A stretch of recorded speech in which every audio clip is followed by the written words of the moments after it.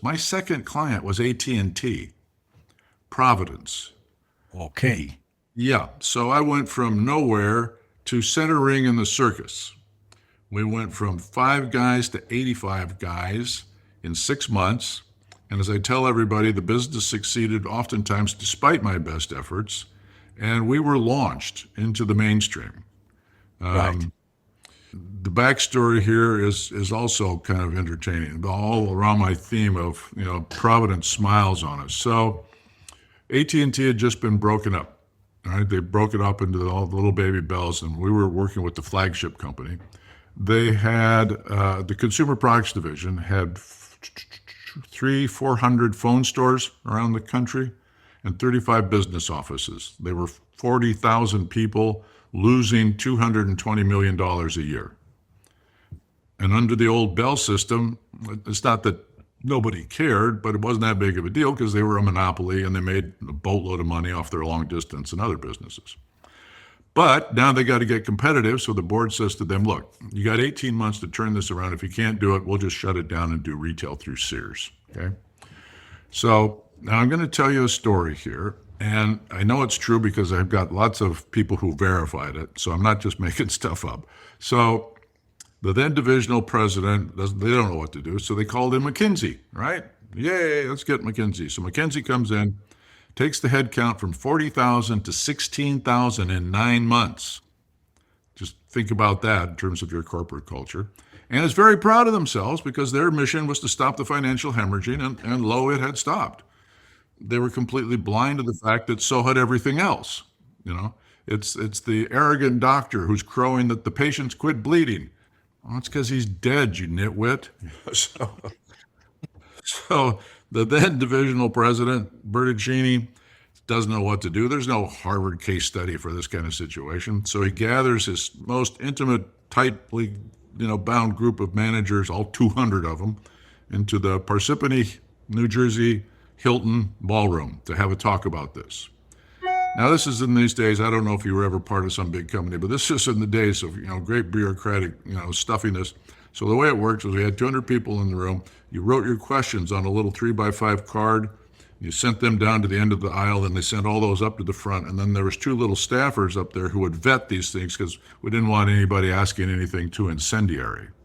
Now, get this. So in the back of the room, of which there was 198 men and 2 women, the young woman, 27 years old, she had 2 people reporting to her, so technically she was a manager. She can't take it anymore. She jumps up from the back of the room and goes, "Come on, you guys, let's cut the crap. What's it going to take to turn this thing around?" Now you got to get the visuals here. So all of a sudden, 198 middle-aged guys' heads whip around. You can't speak to the great Bertuccini that way.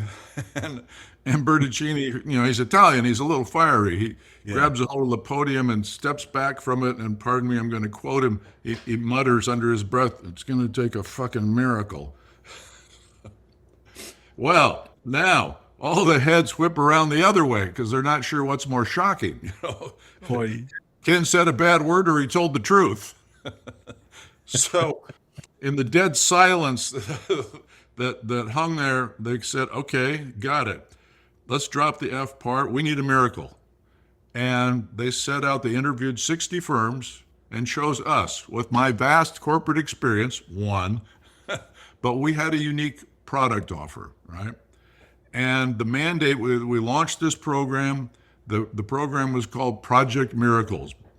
Perfect name, huh? So our mandate was real simple. Wow. We need a miracle. And I don't know if you remember the old Mike and the Mechanics song, "All I Need Is a Miracle." That was our theme song for this thing. I can't tell you how many times I've heard that song. And we put 6,000 managers through this 4.5-day and some follow-up work program. We were doing 2 or 3 of these a week for a couple of years. I mean, just burning down the place. And they went from break even to generating a cumulative total of $3 billion in profit over the next 48 months. Fantastic. And that launched what I refer to as a very robust When Harry Met Sally marketing campaign. So, oh, my God, I don't know what they're doing over there, but we better have some of that. And so my marketing consisted of, answering the phone for about 3 or 4 years. We did, I don't know how many millions of dollars worth of business with AT&T, and that launched us into the mainstream. I was on the Today Show and McNeil Lair and, et cetera, et cetera, et cetera. And we worked with AT&T, Amgen, Intel, Microsoft, Cargill, Capital One, a whole host of blue chip clients. I've got a client list that is just the envy of everybody's. Wow. Love those stories from performance athletes to military to corporation. Why do you think, Chris, so many people never reach their potential? Well, there's, I think, two main things. One is they're uncomfortable with the conversation.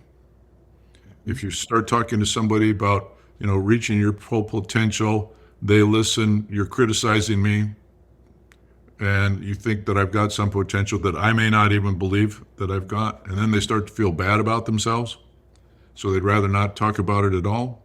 Or two, once they begin to think, well, maybe there is something more out there, they get afraid. Fear is the biggest thing that keeps people from realizing their full potential.